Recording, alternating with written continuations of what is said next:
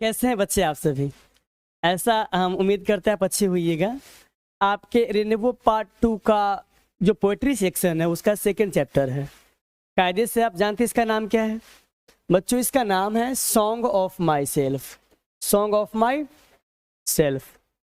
Song का मतलब गाना होता है और माई सेल्फ आपका रिफ्लेक्सिव प्रोनाउन है। आप ऐसा कह सकते हैं स्वयं, इसका मतलब होता है स्वयं, या आप बोल सकते हैं खुद, मतलब स्वयं के लिए गाना या खुद के लिए गाना। ये हो गया आपका हिंदी मीनिंग इस चैप्टर का, सॉन्ग ऑफ माई सेल्फ का। कायदे से अगर आपसे हम बातचीत करें तो ये रहा आपका chapter song of my self. इसका मतलब होता है खुद के लिए गाना या स्वयं के लिए गाना। ठीक है, अब आपसे हम आगे बात करते हैं। मेरा कहने का मतलब ये है कि आपके एग्जाम में पोएट और पोएट के द्वारा लिखा गया जो पोएम होता है उसका नाम आता है मैच करने के लिए, मैचिंग के लिए। ये इस साइड में रहेगा आपका कॉलम ए, ये देगा आपका कॉलम बी, और यहाँ देगा आपका पोएट का नाम, और यहाँ देगा इनके द्वारा जो लिखा गया चैप्टर होगा उसका नाम। And you have to match, और आपको मैच करना होता है। आई बात समझ में? तो आपको उसका नाम याद रहेगा तब करेंगे आप मैच। तो अब आप हमको यहाँ पर कहना ये चाहते हैं कि सर इसका मतलब हम इसके लेखक के, इसके कवि के नाम को याद कैसे करने वाले हैं, यही बात है ना? तो आइए मिलके बात करते हैं। सबसे पहले आपने यहाँ कायदे से इस चीजों को समझने की कोशिश ये किया बच्चों कि सॉन्ग का मतलब गाना होता है। ठीक है, क्या होता है बच्चों? गाना होता है। हमने इस वॉट विट मैन में से इस वाट को रिमूव कर दिया। ठीक है, कुछ लोग उसको पढ़ते वाल्ट, वाल्ट विटमैन। चलिए हमने इसको रिमूव कर दिया, रहा क्या आपका विटमैन, WHITMAN, ये रहा आपका विटमैन। अब हमने क्या किया, इसको इससे याद करने के लिए, मतलब कि ये जो आपका पोयम का नाम है, इस पोयम के नाम से इसके पोएट के नाम को कोशिश करते हम लिंक करने का। तो लिंक कैसे करें ताकि हमको याद करना कभी ना पड़े। ठीक है, इसमें टी के बाद अपना मन से हम ऐड कर दिए ई। तो अब ये हमारा बच्चों कायदे से क्या हो गया, वाइट मैन। अरे बोलो ना हाँ। अब ये हमारा क्या हो गया, वाइट मैन। इस वाइट मैन का हिंदी होता है उजला आदमी, या you can say also like that सफेद आदमी। आप इसको कह सकते हैं इस वाइट मैन का हिंदी हमारा होता है उजला आदमी या सफेद आदमी। और सफेद आदमी आपको दिखाई कब पड़ता है आप जानते हैं? या आपको दिखाई पड़ता है 12 बजे रात में। तो आप क्या करते हैं, गाना गाते हैं। कौन गाना गाते हैं? तो जय हनुमान ज्ञान गुण सागर। ऐसा थोड़ी है कि जब आपको डर लगेगा तो आप भोजपुरी सॉन्ग गाएंगे, ये पॉसिबल है क्या? जब भूत प्रेत या बुरी आत्मा आपके दिमाग में आती है तो आप भगवान जी का गाना गाते हैं कि जय हनुमान ज्ञान गुण सागर। ऐसा होता है कि नहीं होता है? तो आपने यहाँ कायदे से क्या समझा कि गाना कौन गाता है, वाइट मैन। तो गाना का इंग्लिश हमारा क्या हो गया, सॉन्ग, और गाता कौन है, वाइट मैन। तो जिस बच्चे को वाइट मैन याद रहेगा वह विट मैन को तो पॉइंट आउट कर ही सकता है, वह विट मैन को तो छेक ही सकता है। ऐसा मेरा मानना है कि ये चीजें आपको समझ में आ गई होगी। लेकिन हम कोशिश करते इसको एक बार और अच्छे से रिवाइज कर दे, रिकॉल कर दे, ताकि दिक्कत आपको ना हो। आई बात समझ में? एक्चुअली आपका जो आज का चैप्टर है ये आपका है बच्चों सॉन्ग ऑफ माई सेल्फ। ये Bihar board rainbow poetry section का सेकंड चैप्टर है। और बिहार बोर्ड में ऐसा कुछ भी कहना कि एग्जाम में यही आएगा, ये नहीं आएगा। बट सुनिए ना, गेट को लगा, हेलो गेट लगा दीजिए। बिहार बोर्ड में ऐसा कहना कि एग्जाम में यही आएगा, ये नहीं आएगा, ऐसा कहना अपने आप में क्या होगा, बदतमीजी होगा। आपके हर एक चैप्टर क्या इंपॉर्टेंट है। आप तो ये समझते हैं जो एग्जाम में आ गया सो इम्पोर्टेंट है, जो नहीं आया सो बेकार है। ऐसा बिल्कुल भी नहीं है। आपको पूरा पढ़ना है सिलेबस, और वो भी अच्छे से। आप लाइफ के लिए पढ़ेंगे तो इस बात को आपको हम गारंटी देते हैं कि एग्जाम में नंबर लाना आपके लिए इजी हो जाएगा। चीजें क्लियर हैं? अब आप कहानी पे आ जाओ। मैंने क्या कहा आपको, सॉन्ग का मतलब गाना होता है। विटमैन कौन है, इसके लेखक के नाम है। इस विटमैन में मैंने कायदे से ऐड क्या कर दिया, टी के बाद ई, तो ये हमारा क्या बन गया था, व्हाइट मैन। व्हाइट मैन का मतलब होता है सफेद आदमी या उजला आदमी। दिखाई कब पड़ता है, 12 बजे रात में। तो आप क्या करते हैं, गाना गाते हैं। कौन सा गाना गाते हैं, तो जय हनुमान ज्ञान गुण सागर। इसका मतलब क्या है कि गाना कौन गाता है, तो व्हाइट मैन। व्हाइट मैन क्या करता है बच्चों, गाना गाता है। आई बात समझ में, गाना कौन गाता है, व्हाइट मैन। गाना का इंग्लिश क्या होता है, सॉन्ग। गाता कौन है, व्हाइट मैन। इस तरीके से आप इसको लिंक करके आसानी से याद कर सकते हैं। आई बात समझ में। अब आप इस महफिल को लेके आगे आ जाइए। अभी ये जो आपका चैप्टर है, ये जो आपका चैप्टर, इसका मिलेगा आपको 2 वीडियो, दोनों मिलेगा आपके रेनबो पार्ट 2 को, रेनबो पार्ट 2 में जो ये लिखा गया है उसी को किया जाएगा एक्सप्लेन।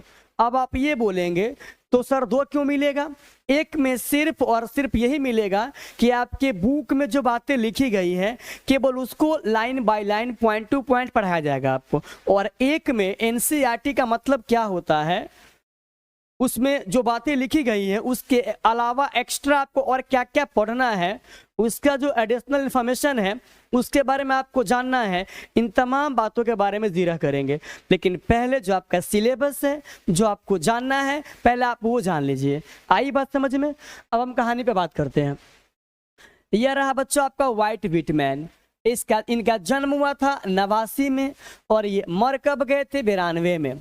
अगर मैं चाहूं तो इस पोएट के नहीं, किसी भी पोएट के, listen to me very carefully. Actually, I want to share some important tips and that will help you a lot to remember death day and born day of any poet. Is it okay? Now listen to me very carefully, okay? हमने आपको यहाँ पे क्या कहा कि अब आपको यहाँ कायदे से समझने की कोशिश ये करना है कि हम एक थोड़ा सा छोटा सा लिंक और करते हैं कि किसी भी पोएट का जो जन्मदिन है या जो उसका मृत्यु दिन है आप उसे कैसे याद करेंगे। आइए बात करते हैं बच्चों। सॉन्ग का मतलब गाना गाना होता है, गाना समझते हैं ना, गाना। सॉन्ग का मतलब गाना होता है। और गाना कौन गाता है, तो गाना गाता है सिंगर। और सिंगर किसी भी काम, सिंगर जो है वह गाना गाने का स्टार्टिंग करता है किस उम्र में, तो 18 से 19 साल की उम्र में। इस बात को आप मानते हैं कि नहीं मानते, अरे बोलो ना। हाँ, कोई भी इंसान गाना, किसी भी इंसान के गाना गाने का उम्र कब होता है, एटलीस्ट वह मैट्रिक इंटर कर लेगा तब ना गाना गाएगा। उसके पास समझ हो जाती है कि if I Singh a song, अगर मैं गाना गाता हूँ वेरी वेल, बहुत अच्छे तरीके से, then I will become a singer in my life. तो मैं अपने जीवन में सिंगर बन सकता हूँ। It may be possible, it may be ऐसा हो सकता है। हालांकि इसका इस पार्ट से कोई संबंध नहीं है। हम कोशिश कर रहे हैं इसको करने का रिलेट कि कैसे आप याद करेंगे। कोई भी आदमी गाना गाता है 18 से 19 साल की उम्र में। और गला खराब कब होता है, जब इंसान मर जाता है। मरता कब है, 90 के आसपास, 92 के आसपास।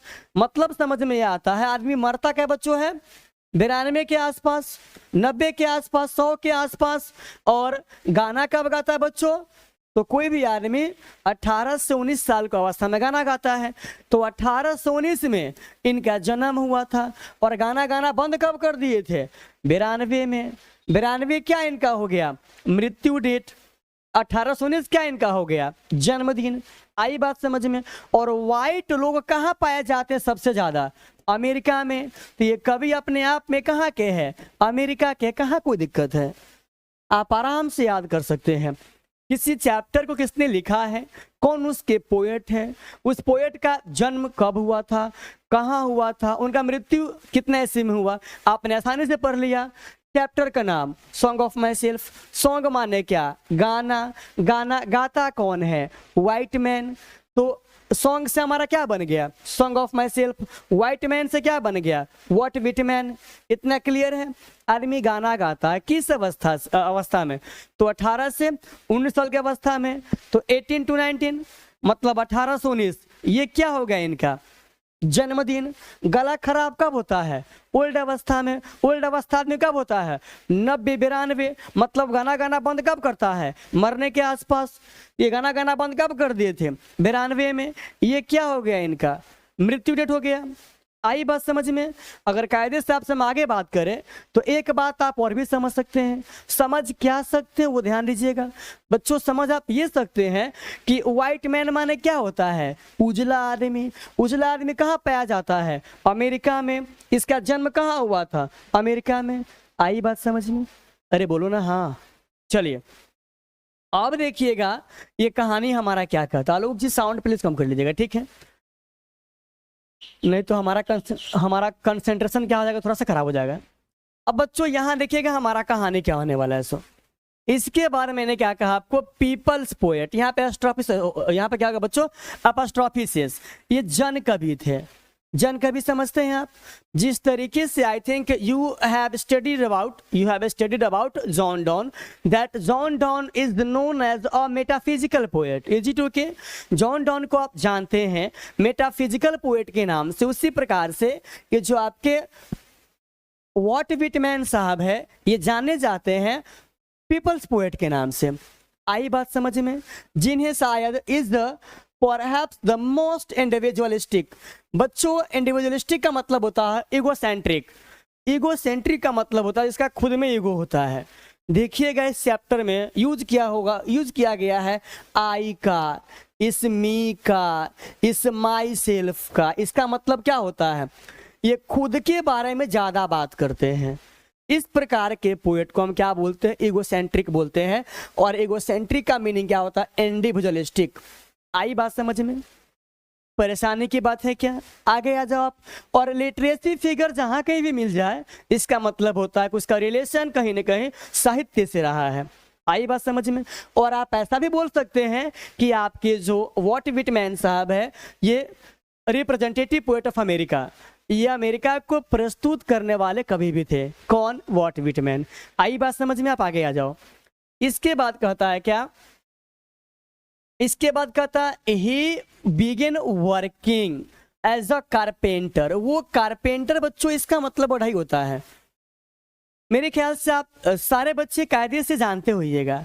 बढ़ई का मतलब होता है वैसे व्यक्ति जो, जानते हैं ना आप, लकड़ी का काम करते हैं। ठीक है बच्चों? चलिए तो ये कारपेंटर के रूप में काम किए थे, लेकिन कब? तो बिफोर हिज 12th बर्थडे, मतलब अपने 12वें जन्मदिन से पहले। इसका मतलब क्या हुआ? अगर ईयर पूछेगा आपके एग्जाम में तो आप बोल सकते हैं 12th बर्थडे, और पूछेगा कितने साल तक काम किए थे तो आप बोल सकते हैं 11 साल तक। ऐसा हम क्यों बोल रहे हैं? क्योंकि 12 साल से पहले अगर आप कायदे से देखेंगे तो कुछ चीजें आपको समझ में आएंगी बच्चों। और समझ में क्या आएंगी वो देखिएगा। आपने यहाँ मेंशन करने की कोशिश क्या किया है? आपने यहाँ मेंशन करने की कोशिश किया है बच्चों किसके बारे में? वॉल्ट व्हिटमैन के बारे में। क्या कहा है आपने? कि ही बिगन वर्किंग, वह काम करना स्टार्ट किए थे एज अ कारपेंटर, एक कारपेंटर के रूप में, एक बढ़ई के रूप में, बिफोर हिज 12th बर्थडे, अपने 12वें जन्मदिन से पहले। अब ऐसा इसमें क्यों लिखा गया है? I think you should know about him that what is the reason behind it that he worked as a carpenter before his 12th birthday.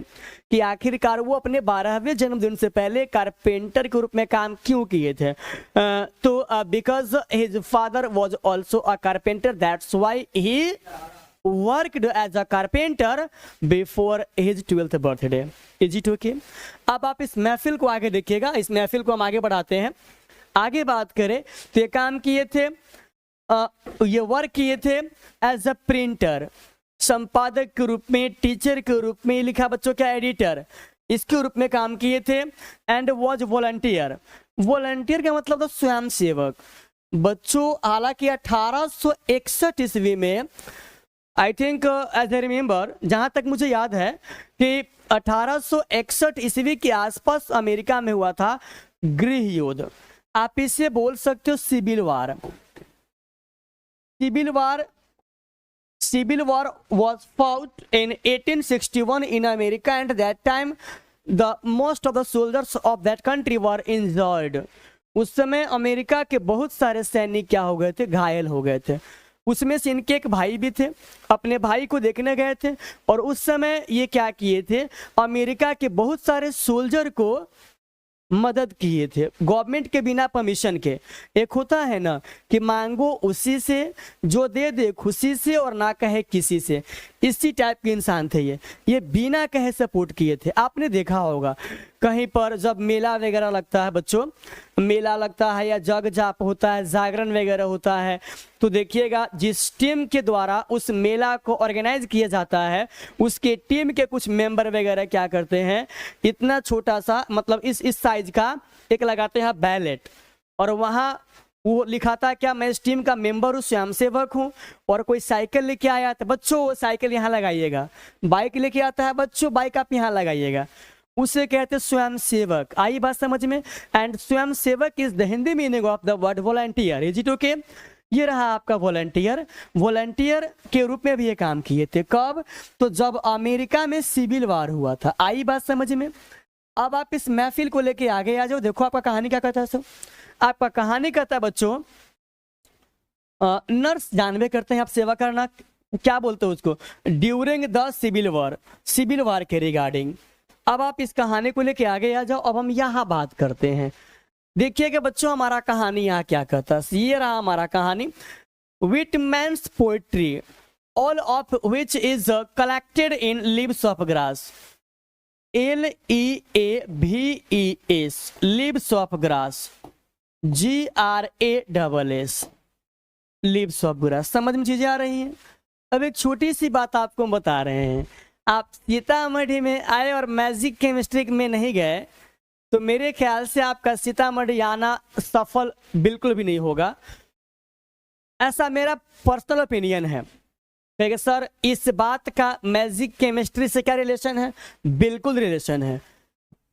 हम इसके बारे में बात करेंगे बाद में, फिलहाल आप यहाँ देख लीजिए। मैंने आपको यहाँ कायदे से कहने की कोशिश ये किया बच्चों कि इन्होंने अपने जीवन में जो भी इंपॉर्टेंट काम किया था, the most important work that he has done in his life is, क्या बोलते हैं उसको कलेक्ट किया गया है इस बुक में, लीव्स ऑफ ग्रास में। और यह बुक सबसे पहले पब्लिश हुआ था 1855 में, 1855 में। ओके, इन अमेरिका में पहली बार ये बुक पब्लिश हुआ था 1855 में। लेकिन इस किताब में न रिदम था न राइम्स था। इसका मतलब होता सुर और ताल, जिससे आप कहते हैं तुकलक बंदी, या आप ऐसा भी कह सकते हैं कि लय। लय समझते हैं ना आप? लय में भरी मधुर ध्वनि को हम संगीत कहते हैं, ऐसा मेरा मानना है। आप इस बात के बारे में जानते होइएगा। तो मैंने आपके सामने यहाँ कायदे से समझाने की कोशिश क्या किया कि इनका जो बुक है लीव्स ऑफ ग्रास वह पहली बार पब्लिश हुआ था 1855 में। लेकिन हुआ क्या? हुआ ये, आपने सुना होगा कभी कभी कि घर के मुर्गी दाल बराबर। आपने ऐसा सुना है क्या? मतलब इस पोयम को अमेरिका के लोगों के द्वारा अप्रिशिएट नहीं किया गया, अच्छा रेस्पॉन्स बिल्कुल भी क्या हुआ नहीं मिला। मतलब ये कि he did not get good response for this book leaves of grass. इस बुक के लिए उनको अच्छा रेस्पॉन्स क्या हुआ बच्चों? नहीं मिला। हालांकि ये बुक कुल मिलाकर के 6 बार के आसपास में पब्लिश हुआ था। Last time Alok sir, someone is calling you, so please pick up the call. Hello, आप देखिएगा बच्चों, आई थिंक किसी ने कॉल किया है। आलोक जी मोबाइल लीजिए, आप बाहर लगाइए। कोई फोन किया हूँ आपको, गेट लगा दीजिए। चलिए, तो बच्चों मैंने ये कहा था आपको, मैंने कहने की कोशिश ये किया था आपको, अमेरिका में क्या किया, गेट लगा दीजिएगा। अमेरिका में इनको अप्रिशिएट नहीं किया गया। किनको? इनके द्वारा जो लिखी गई किताब है उसको नहीं किया गया अप्रिशिएट। अब आपसे हम आगे बात करते हैं। आगे अगर हम बात करें तो लिखा हुआ है ना, known for its free rhymes and lack of rhythms. Rhythm का इसमें अभाव था, ना इसमें ना इसमें सुर था न ताल था। आपको पता है ना, आपके सामने कोई भी गाना अगर प्रस्तुत किया जाता है, उसका सुर ताल म्यूजिक अगर अच्छा होता है तो आप उसको सुनते कायदे से हैं, और अगर ऐसा नहीं होता है तो आपको अच्छा नहीं लगता है। ये चीज़ें यहाँ पर भी है। अब आप आगे आ जाओ। आगे बात करें तो विटमैन्स यहाँ पे होगा। Whitman first published it at his own expense इन 1855। इसका मतलब हुआ ये खुद के खर्चे पे 1855 ईस्वी में इस बुक को पब्लिश किए थे वो खुद के खर्चे पे। आई बात समझ में? अरे बोलो ना हाँ। अब आइए इस कहानी को लेके आगे आते हैं। इस कहानी को अगर हम आगे लेके आ जाए तो एक छोटी सी बात आपको समझ में आने वाला है कि अब आप यहाँ आने वाले हैं। बच्चों यहाँ क्या देखा आपने? चलिए यहाँ देखा आपने, हाउएवर फिर भी the free form of the poems and the joyful dedications to the importance of the individual were not well received at first। हम तो बोले ही हैं इसमें ये सुर और ताल के अभाव था इस बुक में। इस बुक में जितनी भी कविताएं थी उसमें न राइम था न रिदम था, जिसके चलते अमेरिका के लोगों ने इनको अच्छा रिस्पॉन्स नहीं दिया, इस बुक को अप्रिशिएट नहीं किया गया। ठीक है, इसके बाद क्या कहता है? इनफैक्ट वास्तव में his collection of poems cost Whitman his job as it was taken to be options। इसका मतलब क्या हुआ? इसका मतलब हुआ कि आपके जो विटमैन साहब है ये जो अपने खर्चे से जिस बुक को पब्लिश किए थे तो उनको अच्छा रिस्पॉन्स नहीं मिला था, जिसके चलते उसको अब इस चीज का खामियाजा, इस कार्य का नतीजा ये हुआ कि इसको वे अपना जॉब उनको त्यागना पड़ा, अपना नौकरी गवा करके इस घाटे का, इस बुक के जो नहीं चलने का जो खामियाजा था इनको भुगतना पड़ा। मतलब इनके बुक को क्या किया गया? बिल्कुल भी अप्रिशिएट नहीं किया गया। नहीं किया गया तो लोगों ने नहीं किया परचेज, ऐसा नहीं हुआ तो क्या हुआ? एट लास्ट इनको इनका जॉब गंवाना पड़ा और इस तरीके से ये झेले इस काम को। अब आप आगे आ जाओ। अब देखिएगा ये रहा आपका अगला कहानी। बच्चों इसमें क्या कहा हो गया? क्या नहीं हुआ शायद? ये रहा। चलिए अब अगर हम कायदे से छोटी सी बात करें आपसे, सॉरी तो चीजें समझ में आपको आने वाली है। अब 1881 में आफ्टर मेनी एडिशंस, कई बार के एडिशंस के बाद, Leaves of Grass finally found a publisher. आपने सुना हो कभी कभी कि कोशिश करने वालों की कभी हार नहीं होती है, लेकिन अगर आप करेंगे ही नहीं तो ये कैसे पॉसिबल है? और एक बात आप हमेशा ध्यान रखिएगा, कभी भी किसी भी इंसान को सफलता एक दिन में नहीं मिलती है। आई बात समझ में? अब आ जाओ आगे बात करते हैं आपसे। आपने यहाँ क्या लिखा बच्चों? हाँ, willing to print it uncensored translations of his collection were enthusiastically received in Europe. अब हम आपसे इसके बारे में बात करते हैं। अब कहानी यहाँ क्या हुआ? 1881 ईस्वी में इनका बुक कई बार के एडिशन के बाद इनके बुक को एक पब्लिशर, एक प्रकाशक मिल गया और वो इनके बुक में किसी प्रकार का कोई छेड़छाड़ किए, कोई काट छाट किए जो है इनके बुक को छापने के लिए क्या हो गए? राजी हो गए। वो इनके बुक को सेंसर में पास कर दिए। अब कहता है क्या? बट लेकिन इनके बुक को इसके बावजूद भी अमेरिका में किसी प्रकार का कोई सम्मान, कोई मोहब्बत, कोई प्यार क्या हुआ? नहीं मिला। लेकिन यूरोपियन कंट्री में इस बुक को अप्रिशिएट किया गया। कहता है क्या? But Whitman remained relatively unappreciated in America. मतलब कि ऐसा करने के बावजूद कई बार के एडिशन के बाद भी इनकी किताब को सराहा नहीं गया। ठीक है, अब इस कहानी को लेकर आप आगे आ जाओ। अगर आप आगे आओगे तो छोटी सी बात आपको समझ में आने वाली। बच्चों समझ में क्या है कि देखिएगा, कहता है क्या है? It was only after his death, और ये केवल पॉसिबल तब हुआ, मतलब कि उनको अप्रिशिएट तब किया गया जब उनका डेथ हो गया। आप ऐसा बोल सकते हैं लास्ट टाइम 1892 में बच्चों 1892 में इस बुक को लास्ट टाइम किया गया था publish, and that time this book contained 400 poems. मतलब कि लिव्स ऑफ ग्रास पहली बार जब पब्लिश हुआ था 1855 में, 1855 में, उस समय इस किताब में सिर्फ और सिर्फ 12 कविताएं थी। ठीक है, लेकिन जब इसको पब्लिश किया गया, जब यह पब्लिश हुआ 1892 में, जिस ईयर में वॉल्ट विटमैन का डेथ हुआ था, उस ईयर में इस बुक में लगभग 400 कविताएं थी। और आप जानते हैं ये आपका बिहार बोर्ड है और आपका एग्जामिनर आपसे कुछ भी पूछ सकता है। इसलिए मैंने पहले ही कहा आपको कि इस बोर्ड में ना कुछ इंपॉर्टेंट है और ना कोई क्या है बेकार है, सब कुछ सेम है। इसलिए आपको कायदे से पढ़ना है सारी की सारी चीज़ों को एकदम आराम से, ठीक है। अब इस कहानी को लेकर आप आगे आ जाओ। बच्चों आपने अब यहाँ क्या लिखा, हिज इम्पोर्टेंट वर्क्स इंक्लूड। अब इनका जो महत्वपूर्ण कार्य है वह इंक्लूड है लिप्स ऑफ ग्रास में, जो फर्स्ट टाइम पब्लिश हुआ था 18 में, और सेकंड आपका ड्रम्प टैप्स है जो पब्लिश हुआ था 1866 में। दोनों को अप्रिशिएट किया गया था यूरोपियन कंट्री में, मतलब इनको अमेरिका में किसी प्रकार का मान सम्मान क्या हो बच्चों नहीं मिला। आई बात समझ में। अब इस कहानी को लेकर आप आगे आ जाओ। अब आपने कायदे से यहाँ क्या किया, एक छोटा सा काम किया। ये रहा आपका कहानी बच्चों ये। चलिए अब इसका एडिशनल इंफॉर्मेशन जो है हम थोड़ा सा आपको दे देते हैं। ये फ्री वर्स पोएम है, जिस तरीके से आपका जॉन डॉन द्वारा लिखा गया जो आपका पोएम था जिसका नाम क्या था, sweetest love I do not go, वह एक लिरिकल पोएम था, गीतात्मक पोएम था। तो ये आपका क्या है बच्चों, फ्री वर्स पोएम है, पहली बात। दूसरी बात, इनके जो पोएट हैं वो जाने जाते हैं पीपल्स पोएट के नाम से। और तीसरी बात ये है कि आप जो पढ़ने वाले सॉन्ग ऑफ माई सेल्फ को, ये जो आपका चैप्टर है इसमें सिर्फ और सिर्फ 13 लाइन्स है,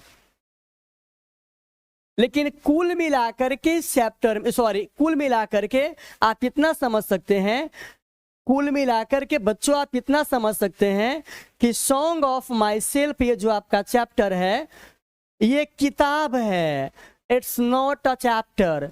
ये अपने आप में किताब है और कुल मिलाकर के इसमें 52 सेक्शन है। This book has 52 sections but you have to study about only 1 section. इसमें 52 सेक्शन है, लेकिन आपको सिर्फ और सिर्फ पढ़ना है एक सेक्शन, जिसमें कुल मिलाकर के कितना वो है लाइन है, 13 लाइन है।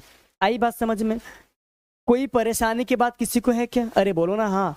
अगर नहीं है तो कल के क्लास में हम सारे बच्चे इसको लाइन बाय लाइन क्या करेंगे, एक्सप्लेन करेंगे, ठीक है। तो मिलते हैं अगले क्लास में। Till then bye bye, take care.